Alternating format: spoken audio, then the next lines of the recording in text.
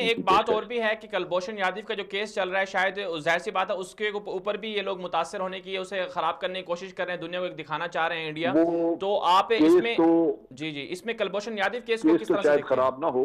जी।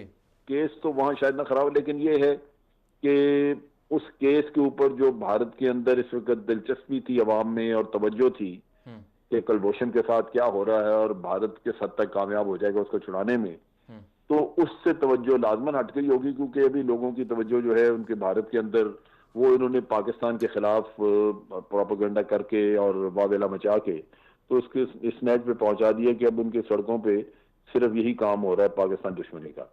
जी। तो उस लिहाज से आप कह सकते हैं कि उधर से तवज्जो उन्होंने अपने लोगों की हटा दी, अपने पब्लिक की। जी। लेकिन बासूरत उसका फैसला आएगा, और अगर उनके खिलाफ आता है फैसला भारत के, तो वो चीजें सामने तो आएंगी। लेकिन ये जो जो कुछ हो रहा है, ये बुनियादी तौर पे इसका फौरी तौर पे जो फायदा है मोदी उठाना चाह रहा है इलेक्शन के लिए, लेकिन उससे नफरत बहुत बढ़ा दी है उसने अपने मुल्क में। जी। दूसरी तरफ ये है कि उसके जो आदाफ हैं फॉरेन पॉलिसी के, वो पूरे हो रहे हैं।